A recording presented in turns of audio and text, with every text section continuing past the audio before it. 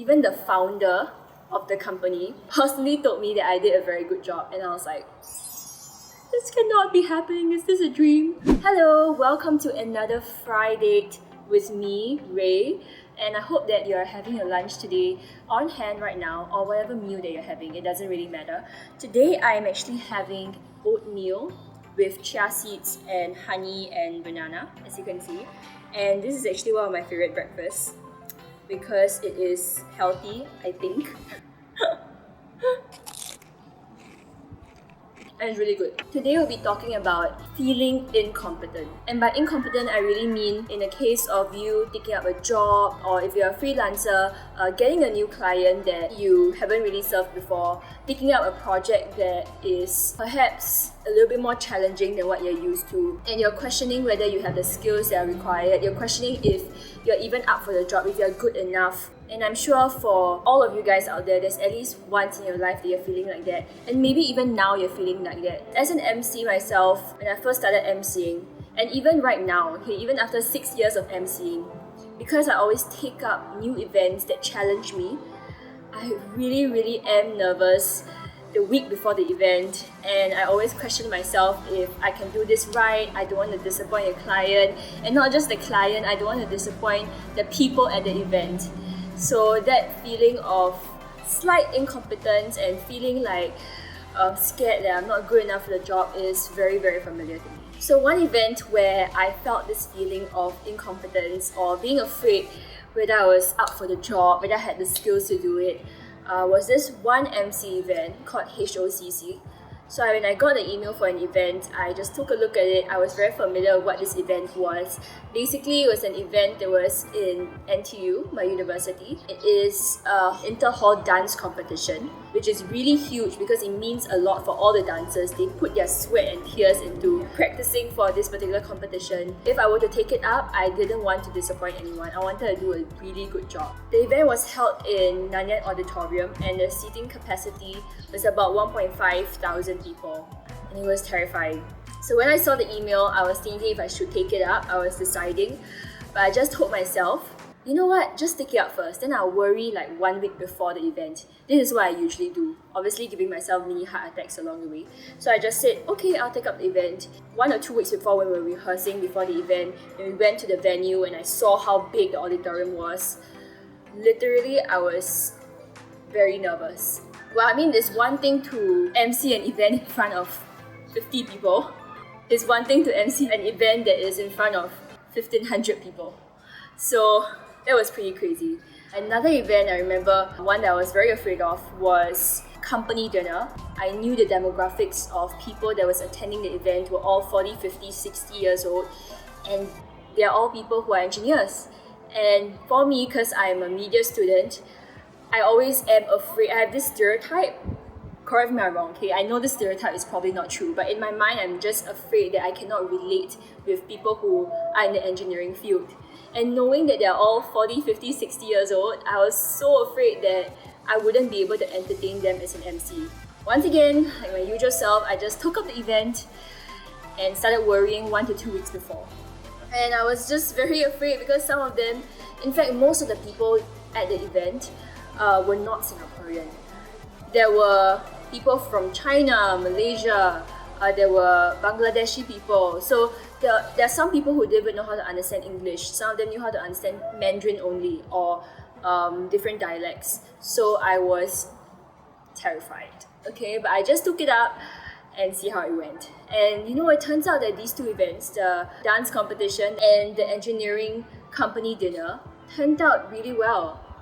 Like, beyond my imagination. It was so well, one of my most favorite events actually, because after the event I got so many praises. People say I did so well. And during the engineering event, even the founder of the company, which was like this really old grandfather, which also brought his 2 grandkids, personally told me that I did a very good job. And I was like, this cannot be happening, is this a dream? I was really happy. So to all of you out there who are afraid that you're not up for any job, many a times we really undermine our own talent. We actually have it in us. It's just all in our head that we're afraid that we don't have it. But let's be realistic. When we take up a new event or a new job, we don't want to do something that is so easy, that is like chicken feet, we can definitely do it. But we also don't want to do something that is so difficult that we end up not doing well in it because we just don't have the skill for it and end up disappointing ourselves and feeling demotivated. So how do we find the balance? Okay, this is something that I read in Atomic Habits as well. The way that we keep our motivation going to improve our craft is to actually take up things that are of manageable difficulty. The human brain loves challenges, but only if it's in the optimal zone of difficulty. Not too easy, but not too hard. What we want to strive for is to have enough victories to keep us motivated, but also to have just enough mistakes to keep us from wanting to improve and working hard. And this is something that he said in the book that I thought was very interesting. In order for us to be in flow and in the zone, we have to take up challenges that are roughly 4% beyond our ability. So this shows that we can actually take up things that are more challenging than what we're doing now. But the question is, how do we know if something is just nice in the zone of not being too easy but not being too hard? How do we know that we have the ability to do it before we even do it? So this is a trick. These are 3 things that I've done in order for me to, for all these years, be able to take up the challenges that are just nice in the right zone of difficulty. Number 1, track your progress. Pace yourself by taking up tasks that are of slightly higher difficulty than the previous task you've done. And after every single task, do a AAR. Okay, so it's an after action report. Take some time to look back at what you have done and write down what have been successful and what could have been worked on. And then the next time, choose a task that is a little bit more difficult, whether it is for you to take up the challenge of doing the task in a shorter time frame or taking up a more challenging task to practice the skills that you perhaps haven't practiced before. For me, that means taking up an MC event of maybe a larger audience size, or taking up an MC event where the demographics are more challenging for me, like people who are much older or more working professionals instead of the audience being millennials, which is what I'm usually comfortable with already. By tracking your progress, you'll understand yourself better, so you'll know what tasks to take up so that you can slowly increase your skill level. Imagine yourself like a teacher. If you were to teach your classmate math, a new math concept, you wouldn't straight away just ask him to do a math question immediately using that concept. What you'll do is you'll probably start off by teaching him the concept using visual aids and using slides, and then asking him to practice a math question referencing those slides and letting him do an open book, test on himself, before moving on to him doing the math question independently without any reference material. So you can see that there's like a slope. So it's the same thing. You want to be your own teacher as well. So number 1 is to track your progress. Number 2, ask relevant parties to give you truthful opinions and advice. So whatever your industry you're in, it's always helpful to have a mentor or to have friends that have been in the industry longer than you have. So these people, they can be honest with you and really advise you whether you're up for the new job or the new challenge. Sometimes our mentors and our friends who have been in the industry longer than we have, they can really be able to see the potential in us more so than we can. This is a way to also get encouragement or suggestions before we take up the new challenge. And last but not least, be sincere and be willing to go the extra mile. I'll tell you guys a secret, okay? Don't tell anybody. To be honest, I don't think I'm the best MC out there. But why do I keep getting recurring clients? Because my clients always love me before I even host the event. Because weeks before the event, even as I first get their email and even the first message that I send them, I make sure that they know that I'm sincere to deliver my best work on the day itself. So, while discussing the script, during the meetings, during the rehearsals, I always go the extra mile. I'm not someone that would look at the time, rehearsal time over, let me go home.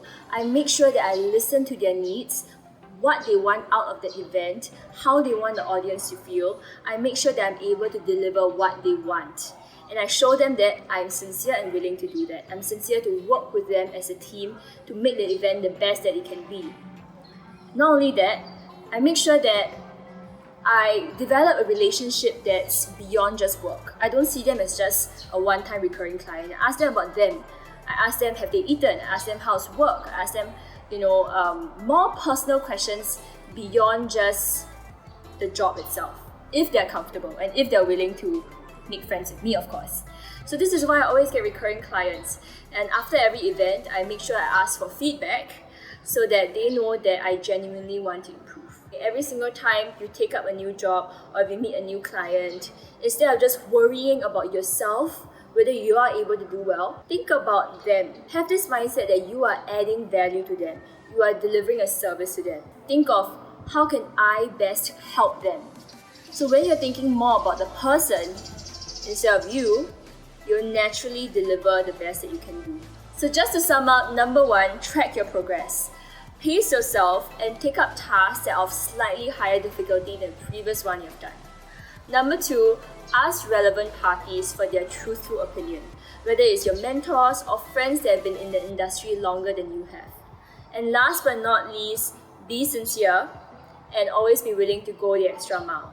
Trust yourself, continue improving yourself, and control what you can control. Don't stress about what you can't control, because you can control the input, which is the effort that you put in and the time that you spend reading up to improve, but you cannot control the output, which is how people feel about you after you finish that job. So that's the end of my Friday today. I know that this is quite a fast episode, but if you want to talk a little bit more about specifically sharing with me what you feel incompetent about or any struggles that you're going through right now, give me a DM and I would love to chat more with you. Bye!